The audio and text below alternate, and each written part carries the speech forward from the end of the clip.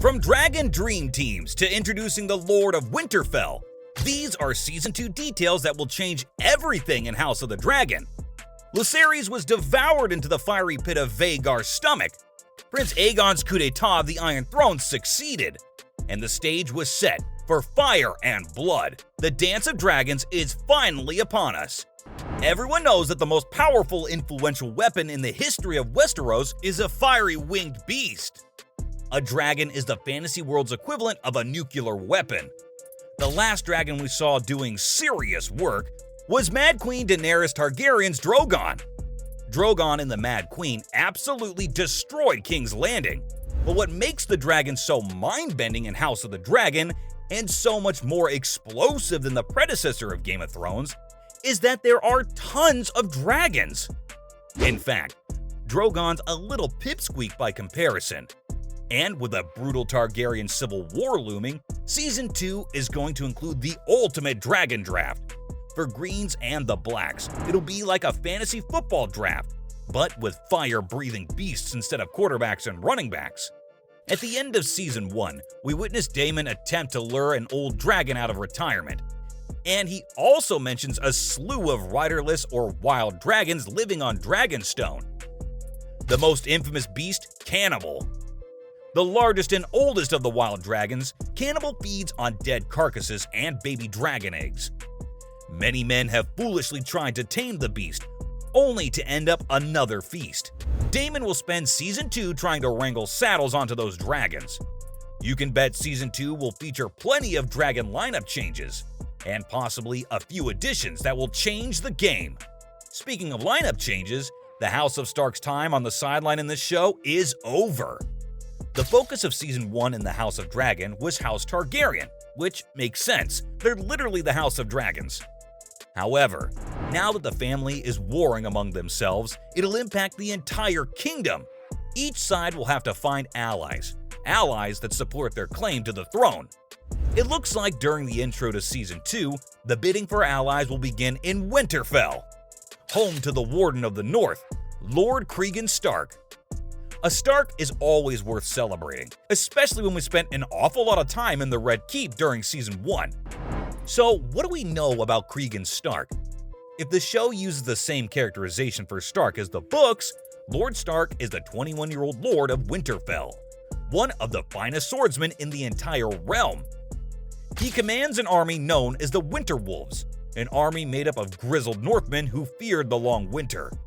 He's basically what Jon Snow would be if he wasn't a bastard, minus the whole accidental incest part. The young lord has an important decision to make ahead of him. Choose the wrong side, and you may fall victim to dragon fire. Choose the right side, and it'll be a mighty pact of fire and ice.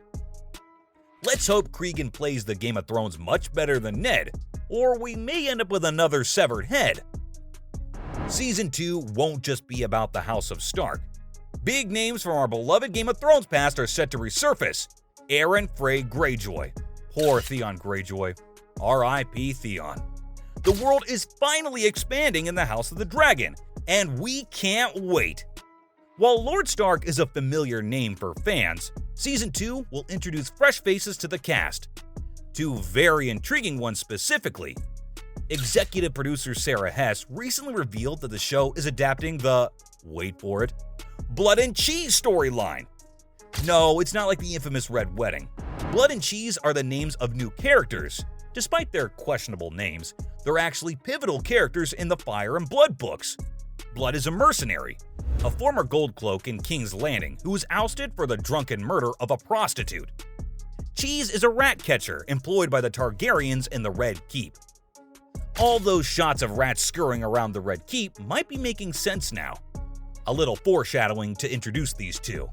When Daemon Targaryen learns of Prince Luke becoming a dragon snack, he devises a son for a son revenge plot against the Greens.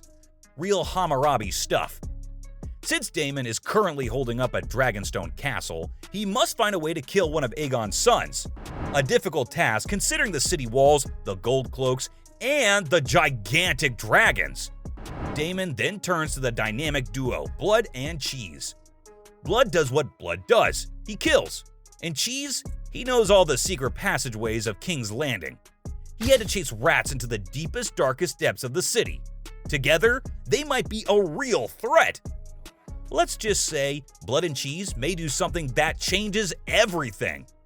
We'll all have to wait and see what happens though, because the book and the show don't always match up. Daeron Targaryen, however, has been by the book so far. During Season 1, Daeron was off in Old Town, and as a cupbearer to the House of Hightower, he was doing more than serving drinks. While in Old Town, Daeron earned the nickname Daeron the Daring for his dragon riding skills. He's a natural, and he has a legitimate claim to the throne if anything should go down with King Aegon. Considering Aegon's corrupt nature and his tendency to murder people like Prince Luke, Daeron might be just the thing the Greens need right now in King's Landing. An honest claimant who is likable. This could sway those who doubt the House of Green's legitimacy to the throne. Plus, think about how cool it'll be when Daeron, the dashing prince that he is, soars gracefully into King's Landing. For a family that has such a bad reputation, a fresh face might be the best chance at redemption. Who are we kidding? Hot-headed King Aegon ain't gonna let Daemon ride into town on his dragon and steal his thunder. Brothers can't seem to get along in the Game of Thrones. Speaking of brotherly feuds, there's a new brother versus brother epic showdown in the works for Season 2.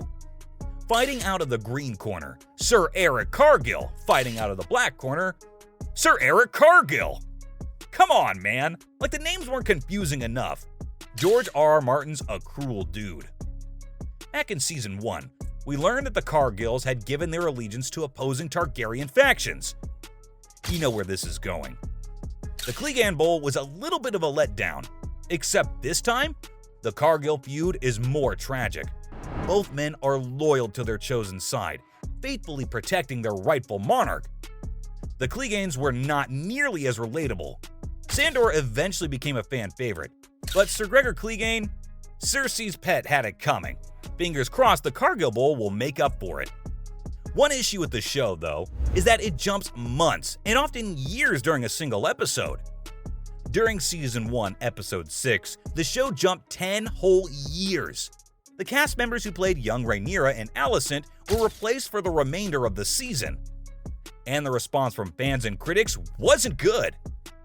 Fans emotionally connect to characters, and they're gonna be mad when actors are replaced.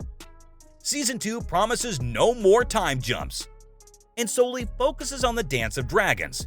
Thank goodness! Should we start a Fire and Blood chant? So from Dragon Dream Teams to Lord Cregan Stark, those were Season 2 details that will change everything in House of the Dragon.